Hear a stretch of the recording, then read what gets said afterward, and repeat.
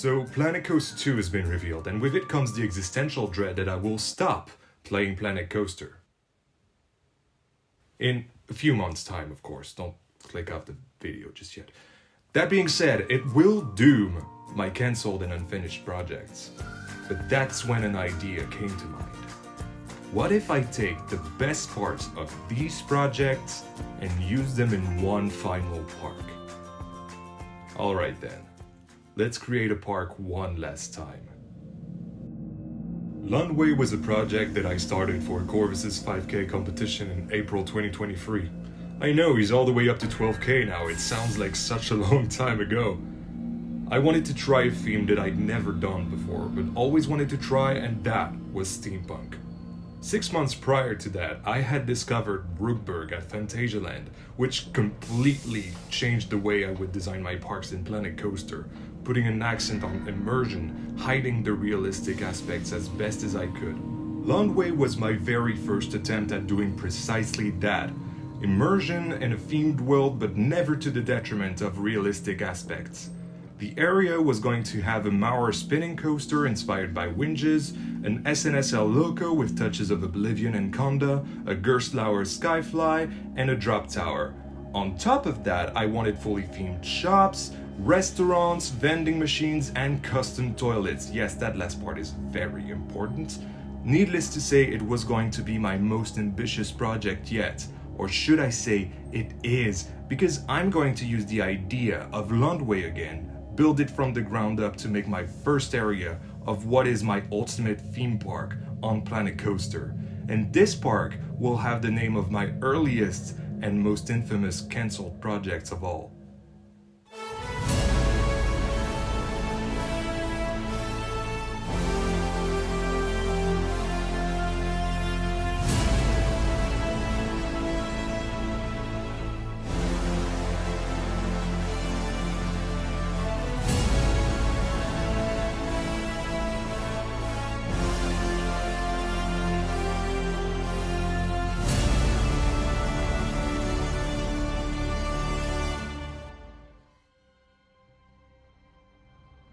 The first stage of the project was obviously to make the parking lot and the entrance, as it is often the case with many Planet Coaster projects.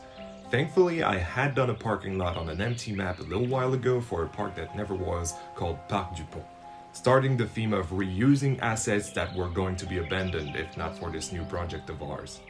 I chose to make it a natural parking lot rather than concrete everywhere because, let's be honest, concrete parking lots are kind of boring in my opinion, and we want something that's unique to this park. A mix of paint tool and foliage, and you have something with a very low piece count that works a treat. I also added solar panels because when the land of your park is sizable in France, you're required by law to build a certain amount of them. That's alright, because putting them over the cars provide a bit of shade for them. Speaking of cars, remember to fill your parking spaces with various cars and vary their colors. This helps me to put some Easter eggs for some of my friends like Corvus, Iron Matty, and Moomin Little Socks by using the colors of their logos for some of the cars. If you'd like me to make special cars for you guys, comment what colors you want down below. As I'm building this park on a PS5, I cannot move the spawn point, so I made a toilet from which 4,000 guests will one day come out. Hooking the Flu Flames network to our park is going to prove very lucrative. Leading up to our park entrance, I wanted to make a flower bed to welcome our guests with the wonderful smell of tulips in the morning.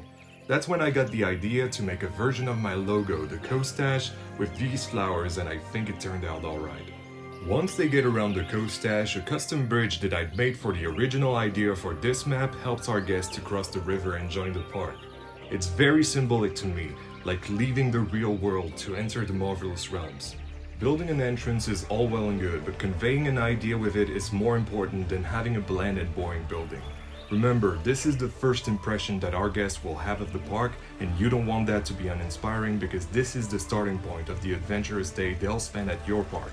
For my park, I chose to have a golden custom font spelling out Marvellous Realms, and around it various iconic objects of the steampunk theme like gears, pipes, steamy smokestacks, and most importantly an airship to dominate the rest of the architecture with a single promise of adventure if you go through this building to reach the realms.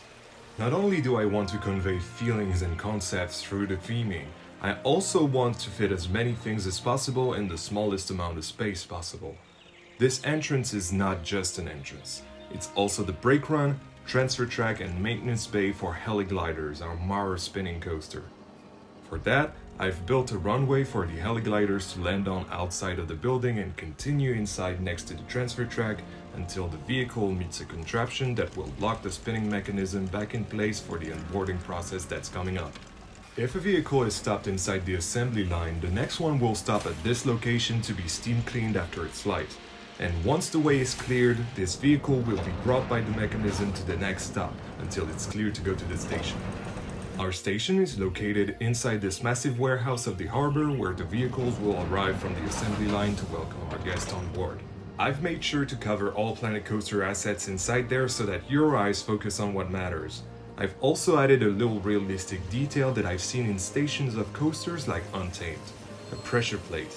Essentially, all operators have to be on their plates for the train to depart. As soon as the guests are loaded in, it's time to head to the runway, waiting for the all clear, ready to glide off for test flight number 1. That's all I've done on our spinning coaster so far. We'll complete it next time, I promise. But don't go yet, I still have a few things to show you. If you follow the exit from the station, you will go down to the gift shop Visionary Gear, where our guests can find several steampunk themed hats, toys, and t-shirts made using 7 basic shapes. I've also opened the walls on the left of the exit ramp so that our guests will be able to view the first drop of heligliders. If you have a gift shop in your park, I'd suggest 2 options. 1, if it works with your theme, place down a Hats Fantastic, select the hats that fit your theme and unselect the ones that don't. That way you will know where the guests got them and it will reinforce the immersion in your park rather than having them wear random hats. This is something I started to do back in Simple Park, where I only sold cowboy hats and the result enhanced the immersion so much. 2, if the Hats Fantastic idea doesn't work with your theme, you can place down just a memento. Souvenirs bought from these shops are invisible, so you can roleplay as though they're buying what items are sold in the shop, or you can make it look like their picture was taken on the ride and it's being sold here. Our spinning coaster doesn't have a photo point because of the spinning aspect, but we are selling fantastic steampunk looking hats like the sci-fi helmets which are displayed inside the shop and the ecto goggles from the Ghostbusters pack. Our guests will love souvenirs that are unique to our park. To better sell the illusion to visiting players, I've also hidden every other type of hat that's on display in the box of the base shop by customizing everything in it to make it look like a workshop in there. Moomin Little Socks once said the best compliment someone can tell you is that your creation does not look like Planet Coaster. And I agree, thanks Moomin for your wisdom. You can achieve that by simply hiding all of the flashy in-game assets to make them your own. It's that easy. One last tip on gift shops before we move on, these are better placed at the exit of an exciting ride because guest happiness will affect their desire to buy something. Now you're ready to make them think they want to buy that overpriced t-shirt, you business genius. Before we wrap up the episode, I thought I'd show you 2 builds that I've imported from the original project of Lundway to the Marvellous Realms version of it. Lundway Pump 23, which is now Lundway Pump 24 for obvious reasons that I'm not building this in the same year anymore, and Captain Clancy's Clock Rain. The latter is a Clockwork Soldier themed Clock Rain machine, and Pump 24 is a custom toilet with stalls, sinks, mirrors, hand dryers, and even the star of the show, actual toilets. I know. Pump 24 was added to be our entrance toilets, and I took the opportunity to modify the building and make it look like it's pumping water from the river of this map, and the Clock Rain was simply added there to bridge the gap between Pump 24 and the Brake Run's runway from the entrance's point of view. And voila!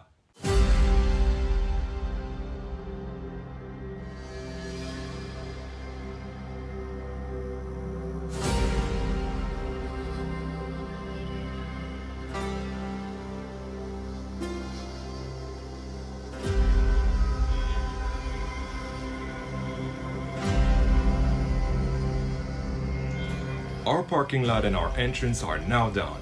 I'm really happy to see where this project has taken us so far, and I cannot wait to work on the rest of it because unfortunately that's all I could build during the first 4 days since Planet Coaster 2 got announced. But don't cry, I'll be back soon with some more of this steampunk area for our new park, Marvellous Realms. Don't miss any of that, make sure to subscribe, and if you need to chat with me or other people about this project in the meantime, I suggest you comment down below or join my Discord server down in the description. This has been Yan, and I'll see you next time we find one another in the Marvellous Realms.